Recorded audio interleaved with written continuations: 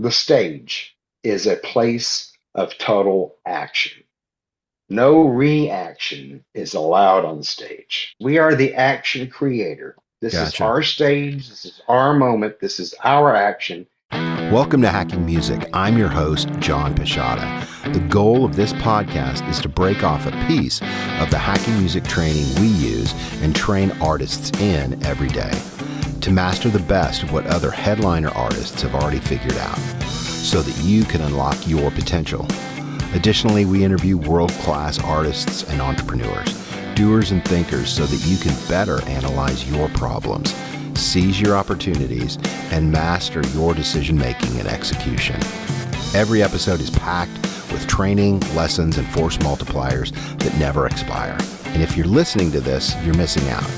If you'd like members-only training and exclusive content, you can join at hacking-music.com. Check out the show notes for a link. Good morning, beautiful people. Welcome into the monthly call-in. This is Hacking Music. This is a time that we set aside each month where we invite a friend, an artist or a partner who is growing, scaling, and really dominating their space. Most of them are well outside the Dinosaur legacy music industry that so many of us knew a decade or two ago, and they're succeeding in spite of it. The key word here is thrive. So these are private conversations where we talk shop. We talk about what's working, what they're seeing on the horizon, and really have a transparent conversation and unpack what's working for our guests. If this is your first time, Hacking Music is a training and execution platform that helps artist entrepreneurs align and monetize their talent and ability. Our mission simply is to serve the world by strengthening the next generation of artists and to help them connect with the people that care the most, and that's their fans.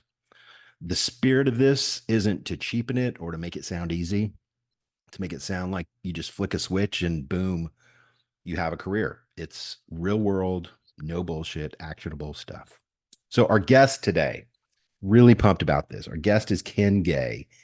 He develops and stages experiences for some of the top artists in the world. So from Dolly to Madonna to Jay-Z to CeeLo Green to Lauryn Hill to Creed to countless country artists, Ken has staged experiences for well over 20 years. So today we're going to learn and talk about what Ken has learned from Dolly, Pantera, Madonna, leading a Super Bowl halftime show, crazy stuff like that. So when I think of artists who are growing and scaling in their space, Ken is top of that list. So with that, Ken, welcome in, my friend. Thank you. Thank you. I'm really excited about being here. I thank you again for you're so kind. I appreciate it very much, Man, sir. I've been Looking looking. forward to this. I am too. I am too. I'm excited for what you have for us because the spirit of this is one person's hindsight can really be the next person's foresight. So the people in the community who are developing or deploying artists, they're not quite dominating artists. You're going to bring a lot of stuff today that we can unpack and talk about that really benefits them. So, Ken, before we jump in, I know you've got a few slides we're gonna look at, but tell us, give us your backstory. Where'd you come from? How'd you get here? All right. Well, I was born in the great state of Texas, um, and I was very much a product of the '80s. I was the MTV generation and enjoyed it tremendously. Everybody said I had a good time. I don't remember much of it. Uh, That's good. and some people say they have pictures and threaten. Anyway, that's another story. um, and so that's where I came from. And I had a crazy experience. I'm just going to get this out there. I had this Yeah. crazy experience when I was 16 years old, and I Awesome. wasn't drug induced. It wasn't any of that. It was just something from within me. I had this reckoning and like an outer body experience. And when I came to of my thought there, I said the phrase "see the music." And so ever since then, that has been my guiding point. Right. So sometimes, if you discover what's written on your tombstone, it actually makes life easier. Because Yeah. if you go to the end and begin with the end in mind, it makes decision making. So Yes. that little phrase Hmm. is actually what has really started it and kept it for me. Tell us about that. What does that mean to you? I mean, it's a great bumper sticker, but you've been living your life. Yeah, Every time we talk, that phrase comes up. So what does that mean to you? we hear music, we feel music, but the experience that I had, and I've always chased after it, in everything I do, I'm chasing that experience of seeing music and seeing the emotions of the music, Hmm. seeing the thought, the engaging lyric of the music, and physically, what does that move me? That's that world I want to find, and then how to visualize that to our audience, to our who's going to watch this, right? Hmm. Um, I'm a little bit. I am not an entertainer by any means. Yeah. I've been told that I'm entertaining. I've had Dolly call me crazy on more than one occasion, and I love her. Um, the um, for me, it's not so much about this is for Ken. It's always been, hey, how can I do this? So I got into this, what we call the business, Yeah. uh, way back in the late 80s. A friend got a record deal, asked me if I knew how to book a tour. And of course, I said yes. And I had no idea how to book a tour, but I How hard quickly can that be? learned. Right. Yeah.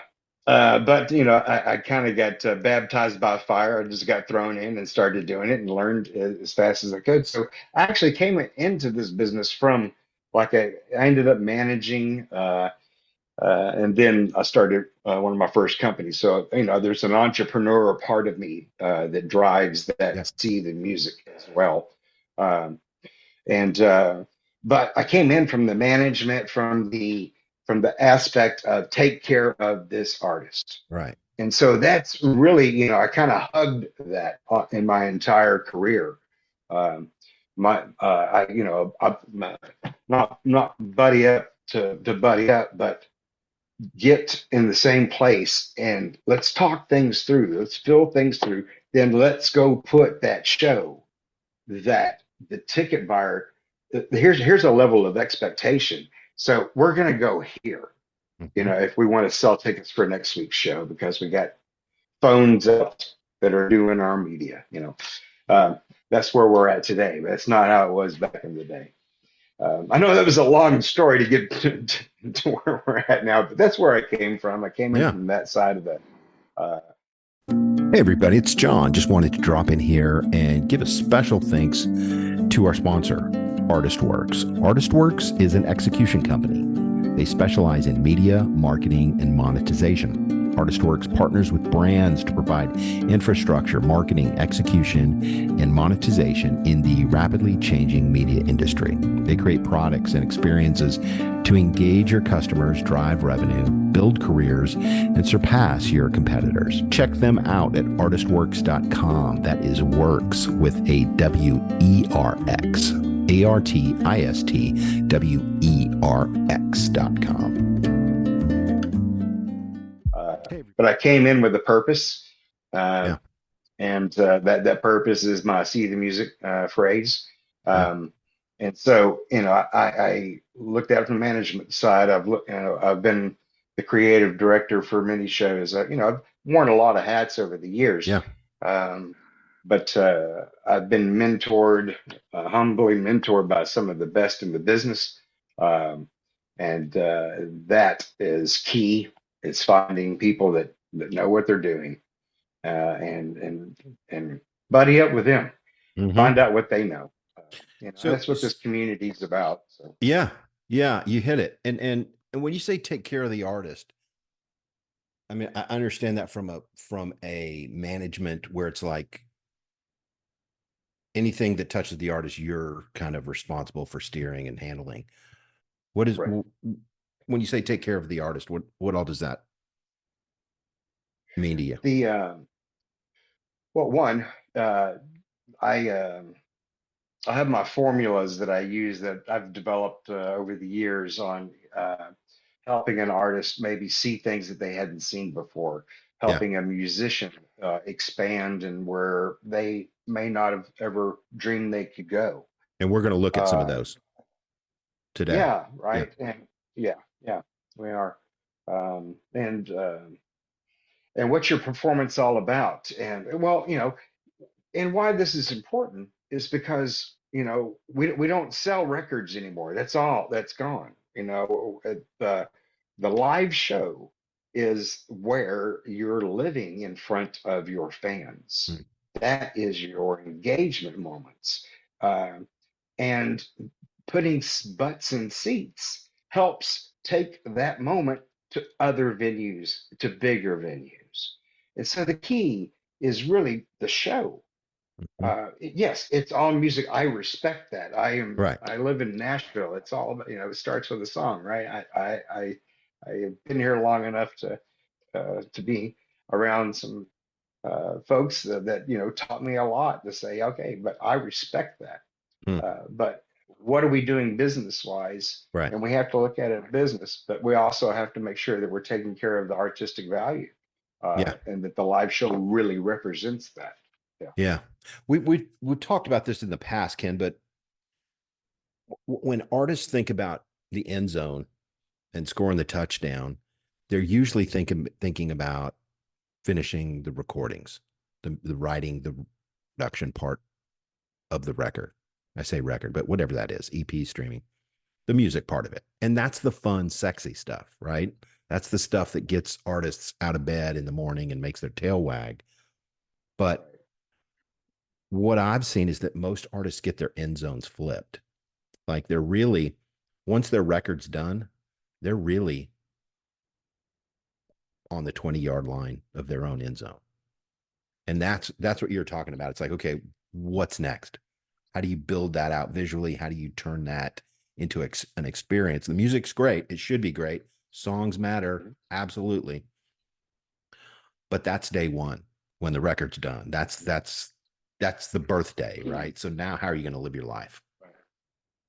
Right. So Right. how do you talk to artists about that who maybe aren't aware of, oh, the work starts today, like this is day one, like how do you help them see that? Well, the one some key statements you just made is that the live show is also a very, very sexy part of the business as well. Yeah. Um, and I understand the process of going in with a producer and I've been a part of that process, seen it, and understand it to the degree that I actually apply that insane process over to the live show as well. Mm, So just like you're working with a producer on your record, when if I'm in the building and we're going to do this, you can expect that I'm going to be your producer. I'm going to learn more about okay. you quick as fast as I can, so so so that way I you can assist you. I love that. So you approach it in a production headspace, like a record producer's producing the record. You parallel that in the live show. Yes, yeah, Mm, absolutely. love it. The Yeah, and sometimes for instance, so you go into a studio and you may have this song and you're working with a producer, and the next thing you know, that one song you had is actually now two songs, Yeah. right? Because the producer identified, hey, take this, and then we can arrange around, then all of a sudden it's two songs. Well, same thing kind of applies at the live show. Mm, This is the set list. This is what songs we're going to play, and here's the set list. Well, we got to make sure that we've put all of our experiential points in the set list. You mm, know, the journey you're going to take the ticket buyer on is what's going to dictate the set list. Hmm. So it's sometimes there's that, okay, but we're going to move this here, we're going to do this different, can you take this part and make it into a medley so that way we can do this on stage, Hmm. move this off, Who who were because who were some of the artists that really taught you that? Like who are the greats that understood mapping show moments? yeah, those would be well, Paramore is working with Haley and the band was always incredible. Uh, the very understanding of the live show and what that is. Dolly, of course, working with the Dolly and working with Madonna. Those are the acts that the brand is well known. So being able to ask a question gets a really quick answer Hmm. because there's no hemming and hawing about it. The understood here's the brand. So it's different working at different levels. Yeah. Who's taught me those things? My goodness. So this is going to be a fun one for you. Okay. So and in a very unexpected one. All right. Come on, All right. Ken. So way back in the day, I did all the stuff for the Bill Gaither homecoming tours. Mm. So Southern gospel music. Um, and um, Bill Gaither himself, he taught me how to Mm. stage things Right, in right. all reality. I Yeah. was his video director at the time, but we worked together because one, he was a guy who realized that the video camera and how to make money with it. Hmm. Uh, Back in the day, he was that Yeah. Elvis Presley bought his first bus, but all the VHS tapes and then Yeah. CDs in the future, he sold so many. But he was and still is to this day. Bill is a great guy. Hmm. He taught me so much so fast. Mm. I was a sponge at the time, young, and I soaked it in. And his staging abilities and his no, we're going to pause here and this, and watching him work it through Right. was magic. Mm. And That's good. that's one of my mentors that you wouldn't think, Yeah. but that's where it came from. A So lot of it. Pantera and Bill Gaither, like somewhere in between those, between those two. Yeah, I mean, I've done Lil Wayne and I've done Right. Billy Graham. It's the spectrum, whatever you want to look at the spectrum. Yeah. But yes, the Hey, everybody, just wanted to drop in again and say thanks to our sponsor, the Sync Center. The Sync Center is trusted by Fortune 50 companies, filmmakers, ad executives, networks, major film, and streaming studios. The Sync Center is a full-service music supervision and licensing company that has managed projects for clients including national and global brands, ad agencies, and cultural events. They specialize in getting you the music you want within the budget you have, all while keeping you legal through the whole process. You can check them out at thesyncenter.com. That's TheSyncCenter.com. Check them out. So, Ken, let me ask you a question about that. So, someone like Bill Gaither, Madonna, Dolly, Haley, do they, is it that they understand their audience better, or are they creating an experience for themselves that is interesting to them? Is it the end customer that they're like in love with and serving first, or is it just let's okay. do cool stuff for an hour and a half?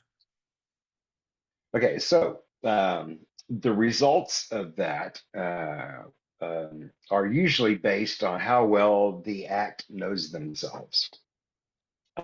So Hmm. understanding that honestly, and so it's an internal journey to really put out the best everywhere else. To project, you've got to have it inside to project it to the outside. Hmm. So knowing yourself is saying, okay, um, uh, Yes, it's about the ticket buyer. All right. It's a show. Right. Ultimately, people pay for entertainment. That's what people pay for. And people will pay a lot of money for entertainment. Hmm. Uh, we want to be entertained.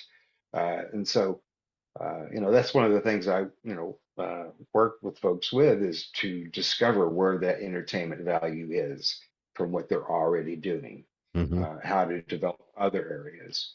Um, and Obviously, you can tell I'm passionate about it because every time you ask me a question, I go off on my tangents. No, it's great. I But love that's what this is about for sure. That's great. So, you have some tools that you kind of bring every artist through as far as like semantically speaking the same language that Correct. we've shared before. Do you want to pull those up and talk about some of that? Because I think Yeah. that's one of the things, Ken, while you're doing that, one of the things that we do at a high level at Hacking Music is there's this thing called the chasm, which is a startup term. It's like it's a hole in their career. Like they can get this far, but there's a chasm after it that they need to cross in order to grow into a real career. And that chasm stuff is really what we're doing at Hacking Music. So they can usually handle the music and the writing and the early shows, but graduating into a real career with real revenue with a real team is some often elusive. So I think Right. what you're about, the tools you're about to talk about, I think will be really helpful for all the artists in the community who are Okay. crossing that chasm. So I hope they work. One of the things about tools is that you keep using them over and over, and you find new ones, and um, so these are the kind of the tools that I've tricks of the trade, if yeah. you will, that I And do talk about. and Ken, let me say Uh, too, thank you for being transparent and really bringing actionable stuff to Hacking Music, oh, because this is valuable. This is like print this out and all put it right. on your refrigerator. Yeah. So tell us what Uh, this is. so all right. So when you take a look at this triangle I've got going here. And people quickly will kind of identify themselves in that range of the artist, the musician, or the performer. Um, and that's what I want to know up front. How today, where are we at? Right. Are you seeing yourself in the mirror in the morning as an artist? Or are you seeing yourself as a musician? Or is it more, is it performer? So And so this is due uh, diligence. Like you need to find out where the artist is of these three things yeah, before yeah, you before you so go to work. right. Okay. I've got to Gotcha. discover these things, and here's why I've got to discover these things, because the artist needs to discover this as well. If Right. there's not Right. a focus for them, so in the breakdown of what this is, now I want everybody to put your eyes on the one that you most identify with, right? And so Okay. I want you to see the target that we're going for is in the center. Okay. And why we're headed for the center is because that is that place where the entertainer lives. Okay. That is the ticket selling portion of our business Mm. in today's market. So now get your eyes on the artist, musician, whatever, and let me break it down. And then I want you to identify with the word that's now been replaced. Mm-hmm. All right. So what that tells me when someone says that they're an artist, I realize quickly that there's an emotional component to Mm-hmm. all that we're going to touch today, right? Sure. And so, but if I hear that the strength is in the musician, I realize, okay, that is a very physical person because you are physically creating the music, right? Yeah. So that is a physical aspect. That's where that lives. Right. And then the performer is someone who's put some thought to the performance. There's a thought to that Mm-hmm. performance part, right? But if we equally, uh, if we equally hit these areas in a show, you will have a successful show.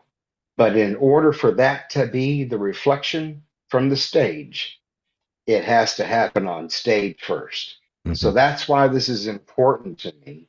So that way, when someone says they're an artist, I'm going to help them. If there's a musician's part we need to talk about, like, do we, it could be something big, like, there's rumors out there that you don't know how to play something. Well, guess what? We're going to set you down and you're going to do one song on a guitar because we're going to prove that point wrong without having to say it and go right into the next thing. Mm. You see what I'm Gotcha. saying? So it's key. It's key for me to know, where this is. So I can say, hey, here, dear, and here's why. Is because if the stage is a place of total action, no reaction is allowed on stage. Interesting. Right? No reaction. Interesting. No. Yeah. Because the reaction lives right past the stage lip. We're doing things. We are the action creator. This is Gotcha. our stage. This is our moment. This is our action, and we're spreading it, expecting a reaction. So we Right? initiate everything. Correct. Gotcha. Correct. Okay. Let me Everything is quick question on this, Ken. Are these three different people, or is this no, no. This is one person, okay? but this one person can. I mean, it's the unity. If it's an act, then I want to achieve this with the act. But Globally, this is also correct. organically, like Right. this is these. Whoever is on the stage who's responsible for this continuous action for the next 90 minutes, Okay. that's this person we're talking about. That's the act. That's the uh, Gotcha. and so, but if long as we hit these marks on stage, Yeah. we can expect that in a reaction to our crowd. Okay. Uh, so that's why it's important. It's why it's important to say, okay, because then you realize, okay, this is where I find I'm so comfortable as an artist, Mm-hmm. right? But I know that I also need to work on my entertainment value Right. because that is different. It's not the same. Yeah. Your art is your emotion, right? But how do we also show that? How do we see the music of your Mm-hmm. artistry, Love it. right? So How do we see your musicianship? I may put cameras up close so I'm really getting in on someone's strings because they are a musician. That is their strength, and I'm going to make sure that camera shot's really big on the screen because that's the statement we need to make here and have a physical element to the show. mhm. So Right? if I understand this right, Ken, an artist may be high in emotion, low in logic, but at the end of the day, this is all going to be happening throughout their show at some point or another. There may be a point that's high in emotion, a point that's high in physical, or a point that's high in logic. But your job is to, regardless of if somebody's high in logic and low in emotion, your job is to pull this out and string it together throughout a show. Is that Correct. okay? No, Gotcha. no, what's key is that we don't, as long as we hit these things equally, all right? It needs to be an equal impression that we make on our audience. Hmm. And if we equally hit our emotions, our thoughts, our logic, get them to think, get them to feel, get them to think, and get them to move, Hmm. right? That's what this is. This is the feel, the emotion, the thought, the logic. And a lot of logic comes from lyrics. If you've got a smart lyric, something to think about, you know, uh, then we're going to work on body. Your body itself, 80% of communication actually happens in body language. Hmm. So when you're on stage, 80% of what's going on is not your singing Right. at the moment. It's body language, Hmm. Yeah. so we got to look at that and what we're doing with that on stage as well. So there's more to it than most people think about Right. to execute an entertaining show. Right. Right. So Ken, when you get clarity on this from the artist, What is that? What does that mean for you? What can you go away and do then? Two days later, you got it, and you're like, okay, now we can grab a shovel and go to work. What does that? What does that Right. look like then? Uh, that the first thing we're going to do is we're going to like begin with the end in mind. Uh, what does your encore look like? Hmm. Okay. End of the show. Right? That's where you start. What does your they're out there chanting your name to come back. Gotcha. What does your encore look like? Okay. What does it feel like? Right? Because I want to begin with the end in mind. Mm, Because if we know where we're going, and then it makes sense to be able to do this, no, that's it makes it so much easier actually to say no to things, hmm. right? Right. Um, and the power of the no is powerful if you know where you're going, Hmm. right? So there's no power in saying no to something unless you know where you're going. So what does Uh, that conversation look like? You're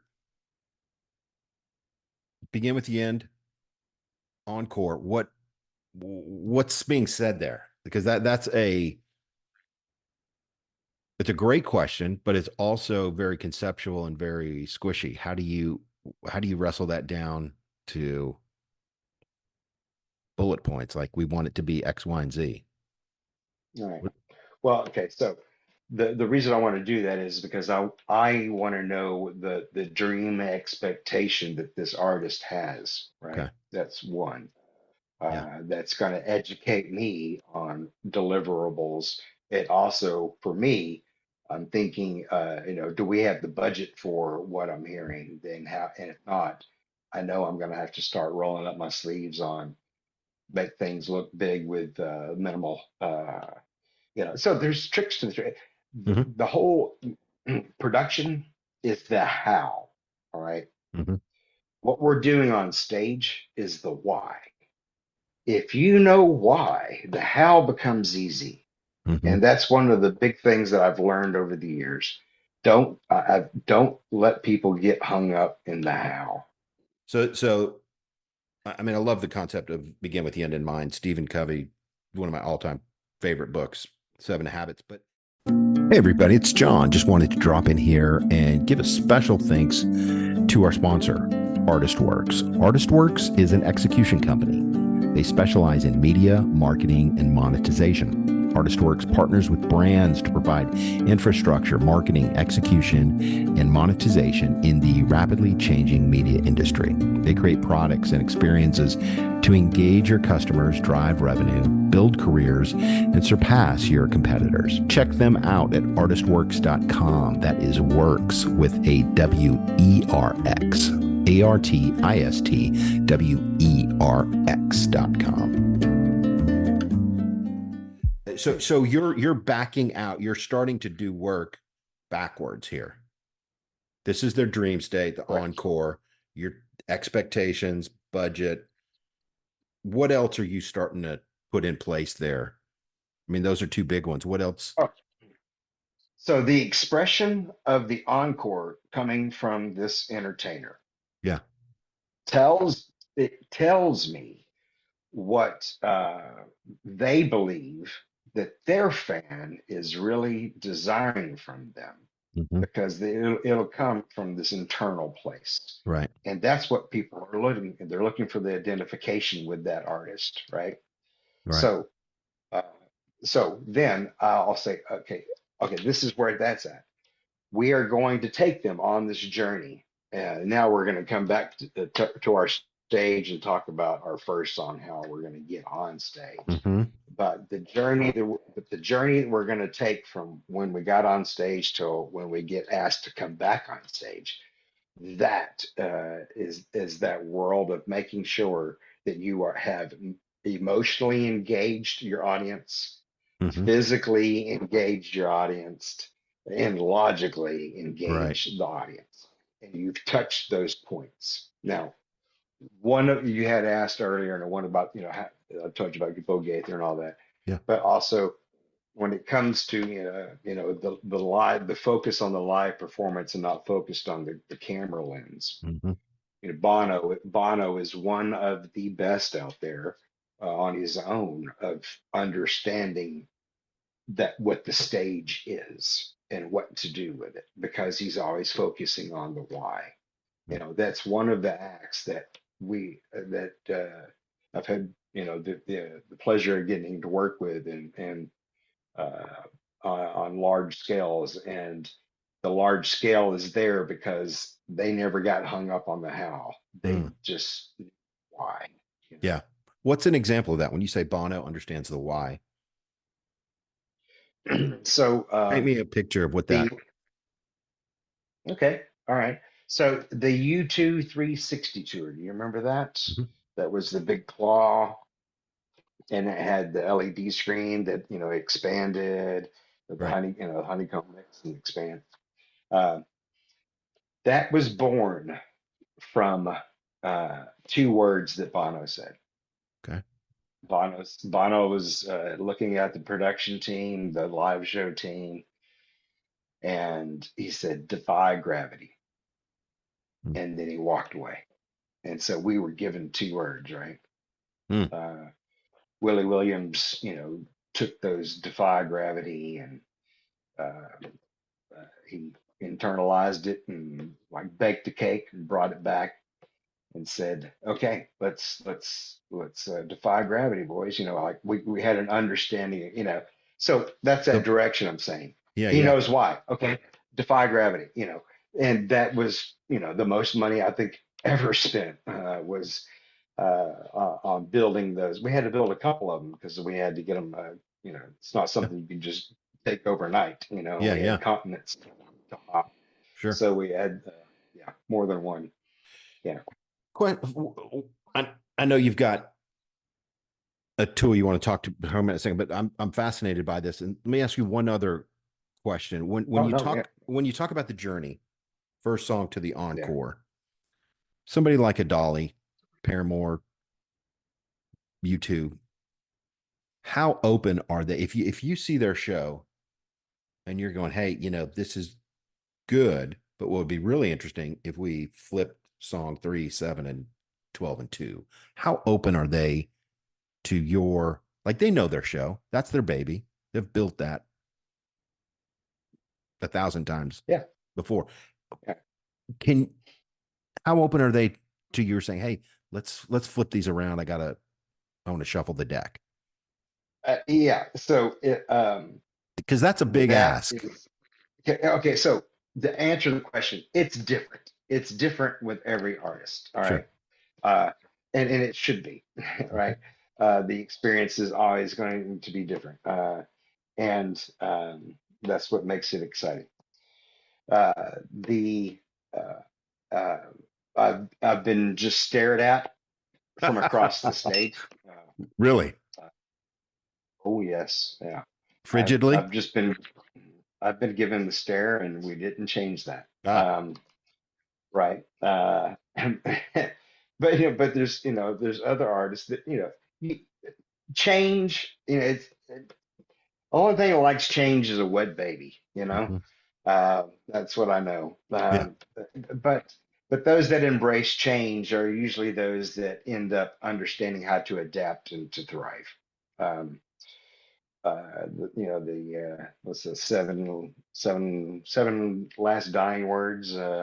We ain't ever done it like that before. Hmm. I think it's the phrase, and yeah, that sometimes that change makes a big difference. Hmm. Because especially if you got fans, you got the super fans, and you do one thing different or something, it's mind-boggling, Yeah. which is what I call a technology moment, Hmm. because you're breaking a belief. Someone believed it was going to go this Right. way, And I and want to, it didn't, so you broke a belief, right? yeah. And that's you say that a lot, breaking beliefs. I Right. want to, I want to come back to that here. So some people are open and some people are not having it. Yeah, it's Okay. different. Yeah, yeah, yeah. Great. I don't, you could be a loaded gun. I don't know, but It's maybe I knew it was going to be a loaded gun. That's why I was across the stage when I asked. Hey, that just hit me too. That's awesome.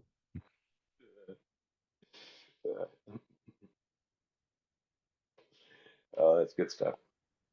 The is it okay if I'd like to Yeah. talk about Yeah. that? Take us there. Okay, so the stage, like I said, is total action, no reactions allowed, right? So I have a very simple formula that a lot of people use for a lot of different things. My formula that I use is A plus B equals C, right? We know that A squared plus B squared always equals C squared. We know these are the math equations that, and these are things that were known. If we look at the A as being the word action, and we use the B as the word belief, and we use the letter C as the consequence. Mhm. This is the formula that I use constantly to be able to make an entertaining, memorable moment, Mhm. right? Super Bowl halftime shows are where I get to do those things. I've got to do those things at at the high level.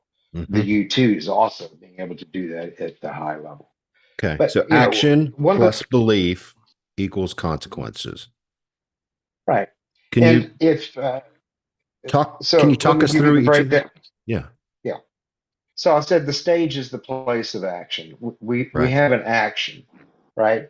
And we know the ticket buyer's belief is this about this. All right. So if I do this, the belief that they have is that they're enjoying it, and the consequences are we're enjoying music together. All right. That's just like a simple look Mhm. at it, right?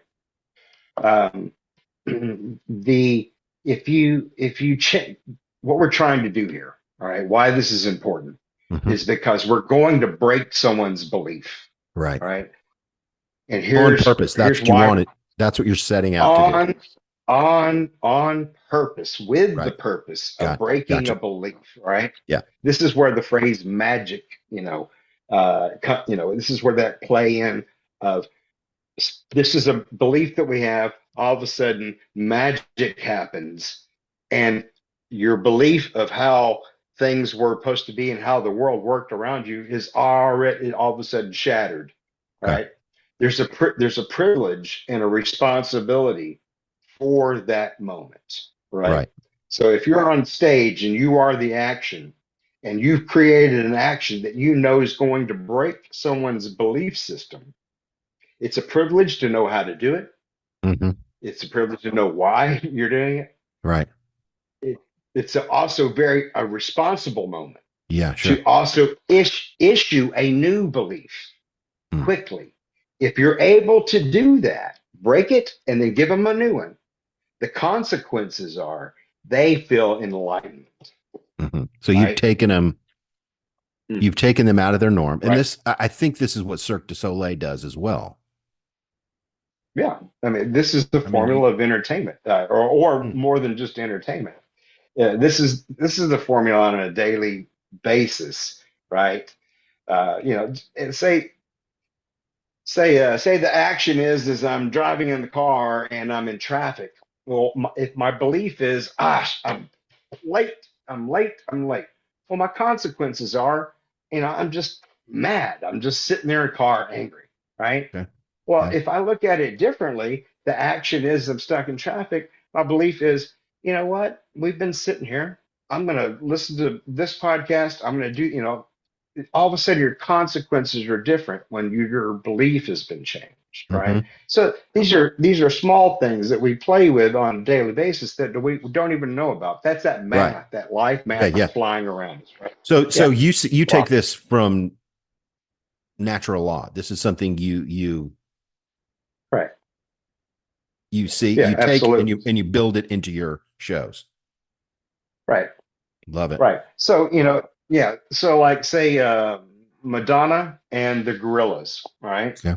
Uh, so, I had, so the belief that we were going to break was whether these guys were holograms or not on stage. All Okay. right. So we did a trick to where she's dancing around. It did Pepper's Ghost. We just did them backwards. So when she's walking and she's dancing, at the very last, she goes around one of them, and the break, that was the moment where you break the belief. Oh my gosh, that is actually on stage with her Mm. because she just went behind them, Yeah. right? And so that was that breaking moment. Yeah. But yeah, so that's those magical moments, Right. and that's why we did what we did, was because we wanted to break that belief and make those animated characters real on stage, Love it. and not just holograms. Yeah, So you yeah, this is really to me. I study filmmakers a lot, and for those of us in the community, we know that we a lot of what we talk about is kind of how a filmmaker thinks. right. Um, this Yes. to me sounds like a Francis Ford Coppola, George Lucas, Steven Spielberg kind of framework. Yeah. Yeah, if you go back in your own experiences Yeah, and think about moments where a belief structure, like you had magic in your life, your belief was broken, Luke, I right? am your father. Right. So that's how you make a memorable moment, is by Right, breaking someone's belief structure, but handing them a new one, right. immediately, right? That's the privilege and the I, responsibility. yeah, I love it that you think of it in those terms as a privilege and an honor and a responsibility to wield that well. What what has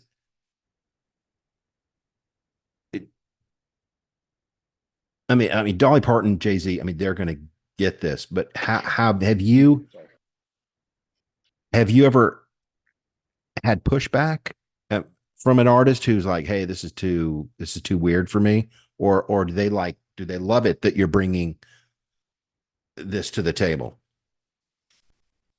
Um, Like, if they ever said, "Look, we just want to the play our songs," we're Oh goodness, yeah, yeah, yeah. If I've got a band of musicians and no artist on stage, then yeah, it's going to be the physical musician wanting to play the music, not caring about the performance or any type of emotion from the stage artistry. so somebody like So a it's a Rush would probably be in that, like, "Hey, this is about the songs, the music." right, right. But anybody can listen to Rush on the radio. What makes you want to buy the ticket, right? Hmm. So it has to be a show. Yeah. And so, yeah, you know, uh, getting those, they understand that it's a show and value to that. And if you look at their performances over the years, it's like the gas pedal got put on. Rush really put the pedal down there and working on their shows. But even if it's a jam band, Right. well, if you're gonna be on stage and you've got the right team around you, you, you realize that we've got to make the jam band. How do we see the music? How do we see this jam band? How do we get the entertainment value out of it? Yeah. You know, is it fun stuff where there's, you know, we've got way too many tippities over there for them to go play and start, and maybe it's a run into, whatever it is that, whatever the gimmick is, right? Yeah. But the gimmick is there because it's going to break a belief structure, right? Mm, love Uh, that. so- Can right. can you step us through another example of this? Actual belief consequence. All right. Yeah, Um, an example, any of the three, that breaking the all belief, right. All right. So here, reinstalling the belief. okay. So I never got the opportunity to work with Michael Jackson directly. Mm, Okay. I did do some work for the LED, that the shows that never happened in London. I did work on the 3D LED there. that was going to be the new thing Yeah. for that. But Michael Jackson's always impressed me. He Yeah. is that true entertainer, that's centered, has the artistry, has the musicianship, and has the performance. He's the entertainer. One of the things that he did in the Super Bowl halftime show that I was not involved in, the action, the belief, and the consequence. All right. Well, do you remember how his halftime show starts? I don't. Okay, it's okay if you don't. It's all right. So it appears as if Michael Jackson appeared up on top of the Jumbotron screens Yeah, way back in the back, right? And then all of a sudden that one disappeared and Michael Jackson pops up on the that's right. stage here in the center, right? That's a simple action belief consequence, right? The action was boom, and the belief is that's Michael Jackson all the way over there, right? And then all of a sudden that would disappears, and then Michael Jackson's over here. That's Hmm. breaking a belief structure. Yeah, yeah, yeah. And I he love it. and he gave us a musical consequence right after that, right? Hmm. Uh, he, so Michael Jackson, one of the masters of the ABCs of Mm, entertainment, right? I love that. Dare to do that one thing different. Hey, everybody, just wanted to drop in again and say thanks to our sponsor, the Sync Center. The Sync Center is trusted by Fortune 50 companies, filmmakers, ad executives, networks, major film, and streaming studios. The Sync Center is a full-service music supervision and licensing company that has managed projects for clients including national and global brands, ad agencies, and cultural events. They specialize in getting you the music you want within the budget you have, all while keeping you legal through the whole process. You can check them out at thesyncenter.com. That's TheSyncCenter.com. Check them out.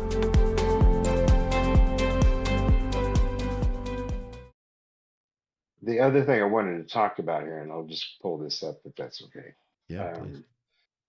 is our community, and how our music business changed. It's as if the clock just got, boom, it's like that. Night and day. It's like publicists are now AR agents. Everything got shifted, right? So in that shift, the entertainer has got a new responsibility, and how they're seen. So here's the anatomy of today's entertainer, and this is what everybody in our community. These are the things that we're looking at on a daily basis. This is where time gets spent, and thank goodness, we've got a community like this to where uh, there are solutions to these areas. Um, because I see that the shift in the value to what the live performance is and what it can do for you, whether you're just playing weekend gigs, everything I've talked about so far. Please understand, it is scalable. Everything is scalable, and Yeah. here's why everything's scalable. Because if you know why, the how becomes easy. Somebody told me one time, hey, uh, I need to make an 85-foot tall hologram, and then I need it to disappear really fast, and it's for a television broadcast. And Hmm. it's all scalable. I hadn't done it at that large of, level. Now, this never happened, but the testing and where it took me, I learned this whole lesson of very much so. It doesn't matter how we make this thing. It's why we make this thing, because there's 7 different ways to make a hologram. If you can't find the how in that, you probably don't need it. Go back to Right. question your why, right? Hmm. So that's what I'm talking about in that area. But we don't have a whole lot of like, where can we get educated? Where can we find these people that know what we're expected to do nowadays? Is more over here, because that's where the ticket buyer is in that production element. So we've got to think about it, but we've got to think about it from the artist perspective. We've got to think about it from the bean counters Yeah. perspective. We've also got to think about it from ultimately our fan because our fan is what allows us to do what we do. 100%. We talk about that a lot in a fan first approach. Like it used to be Right, artist first, and right, for years the industry supported that, right. but now it's flipped to where it's like we are serving our customers who take out their credit card and pay us every month. That's, we don't want to not be an artist, but Right.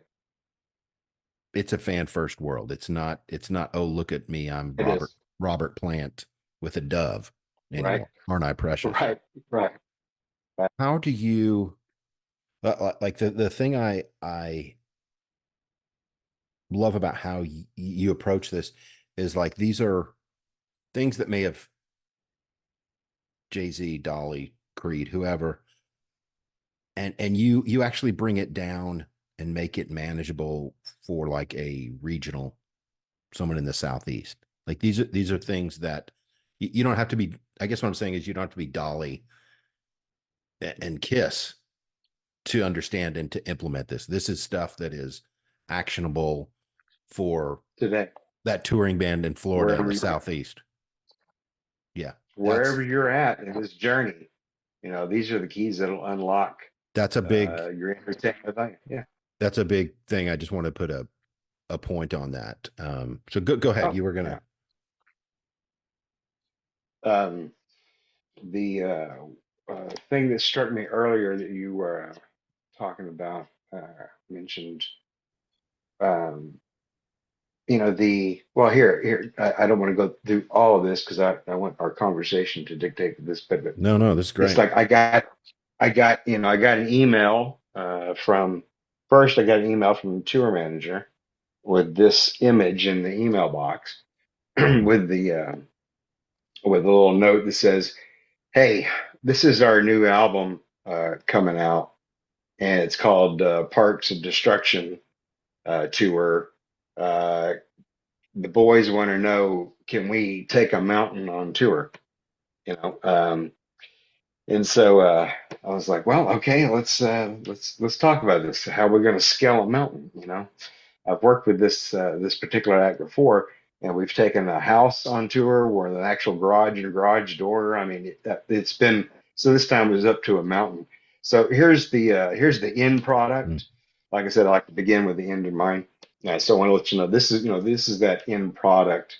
right. In that process, there's lasers coming out of their eyes. Well, that's there because the actual main artist, the singer Jeremy, had said, "Hey, can we make lasers come out of our eyes?" That was the why, because that's their this kind of their band is a fun band. Hmm. They like to have fun in the show, and so yeah.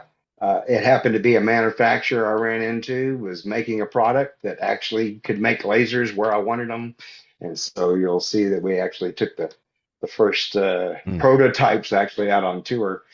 So we started scaling it. We started working on the scale. Then we took it up, built it bigger, put projectors on it, making sure everything was going how we wanted it to go. We cut out those holes for those lasers, and there's that piece of the show. And it turned out to be a fun uh, show. This is the opening night there in Philadelphia. It was shot, um, but we had a lot of fun with it. We worked in through do the whole um, ABCs, and we apply the emotional, the physical, and the logical, even to fun shows like this. There is a reason we do what we do when we're doing it. mm, That's why I say it's rehearsed over and over again yeah, with the purpose of being able to hit those marks. We know right. this is going to happen if you do this and this. We're not, and we also rehearse for safety reasons. You Yeah, know, that way everybody who's on stage knows where everybody's going to be, especially the people that are pushing the buttons for flames on stage, yeah, right? You got to be in your marks so you don't get lit up, right? So it's all important because it's a machine that works, but putting it together in the rehearsal, spending time working on the show is incredibly important. You're absolutely right. you get your album done, you get those things going, and that's the 20-yard line. You still got 80, more yards to go here Yeah. because the live show is where that happens. The song, the album, getting the music out, obviously important because that's the Sure. starting point. Yeah. But it's the starting point. We're Yeah. now gonna. This is if they're here for the career, where we look at these live shows, we look at also managing ourselves to make sure we're not doing too many shows a week. There's no reason to overexert yourself. Yeah. And Ken, So there's yeah. when you build this stage, are you out day to day with the buses, or are you're staying in Nashville and sending out crew, right? So I am usually there for through rehearsals and first two shows. gotcha. Just making sure everybody's got, and then I come back and check on it. When uh, doing this with multiple artists, I've got to keep my schedule where I can Yeah. do Yeah. what I need to do in the timings. But I always go back in and check, and Right. obviously, I'll always answer the phone too. Question, Ken. Total action, no reaction. You said that 20 minutes ago. That's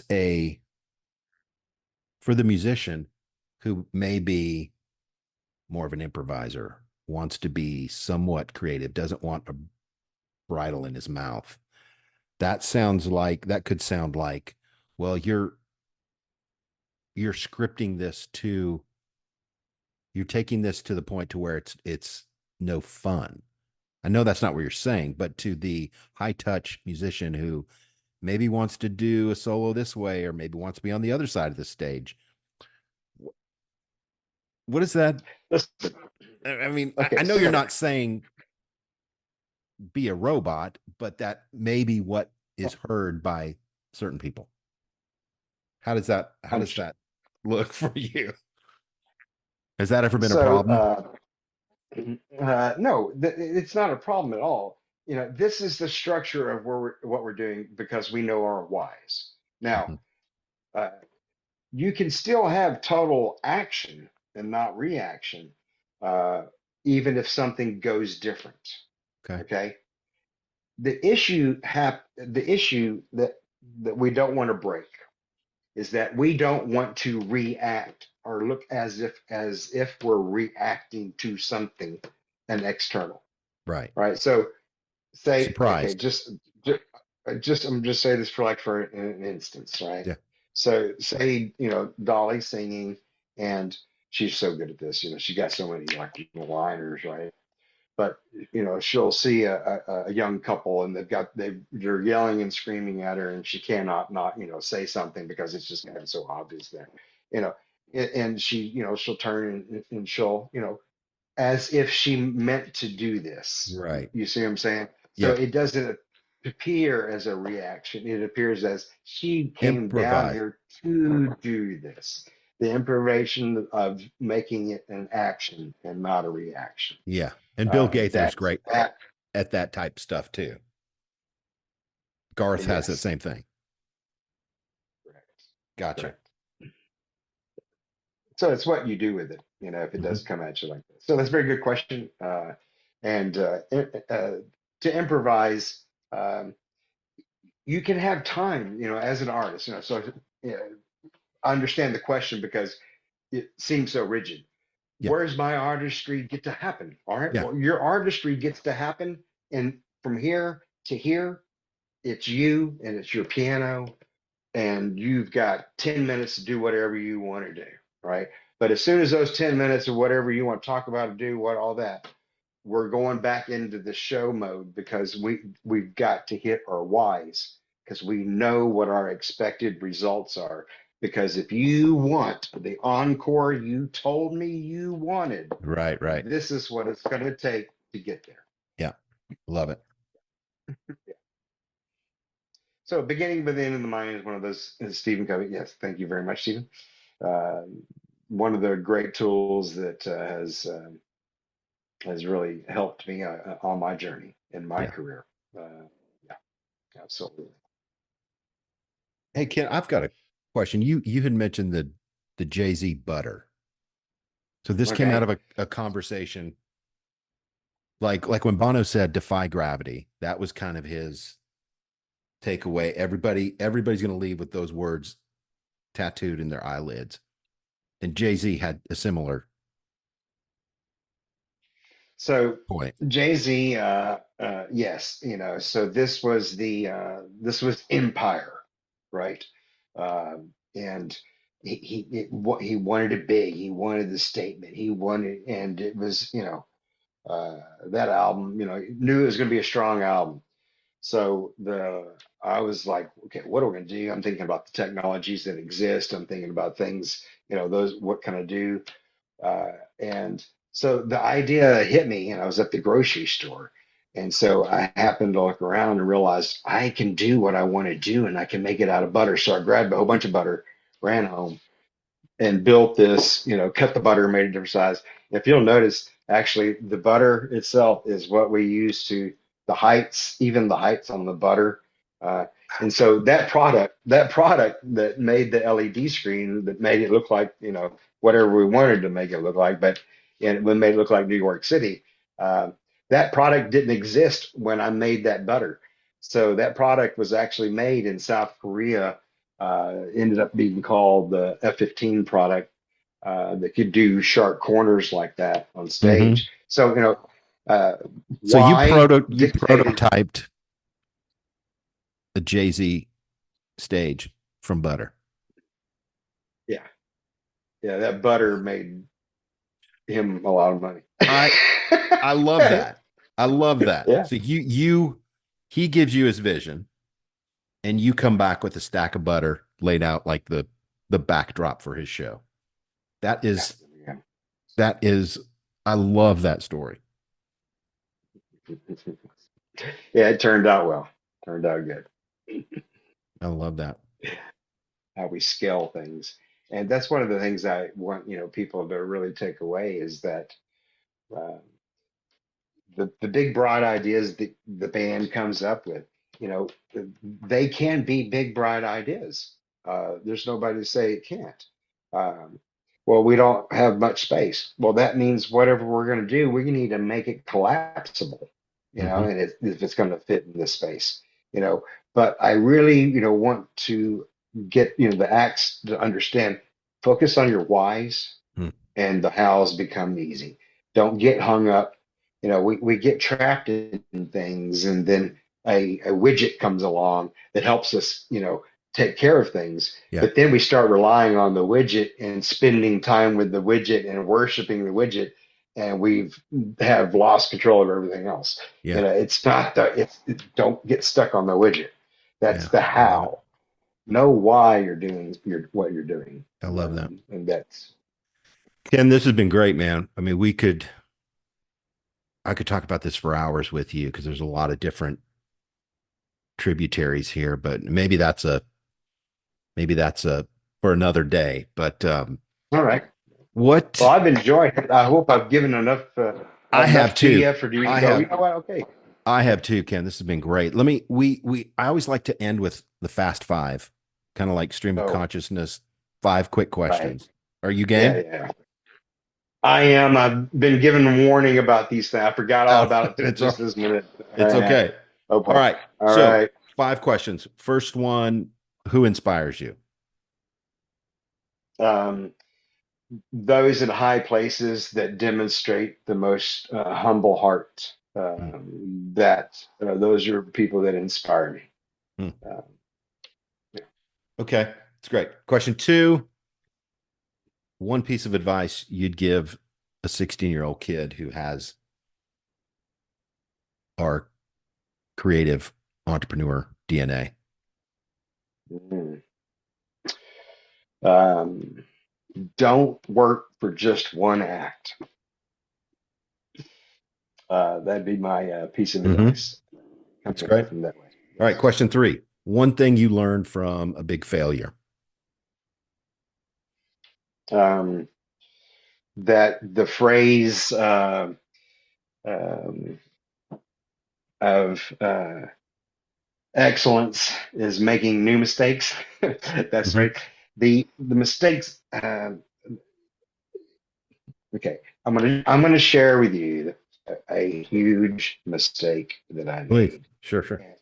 and and but I was treated with grace, and that's why people with humble hearts and high places are inspire me.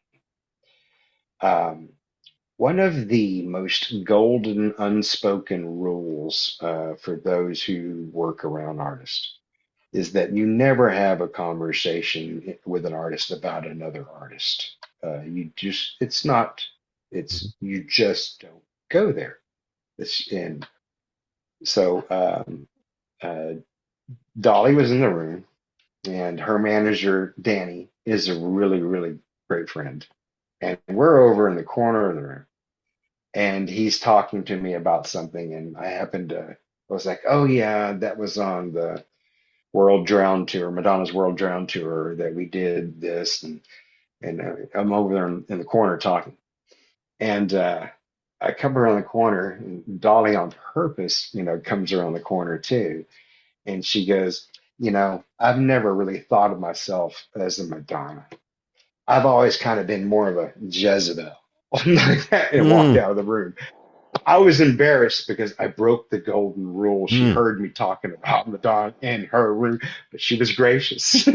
mm-hmm.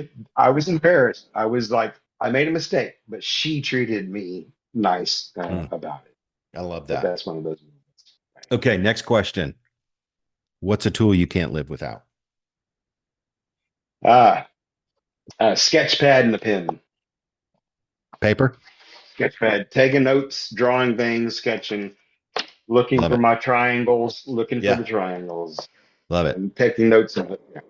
And last question for our fast five. Mhm. What makes you different? Mm.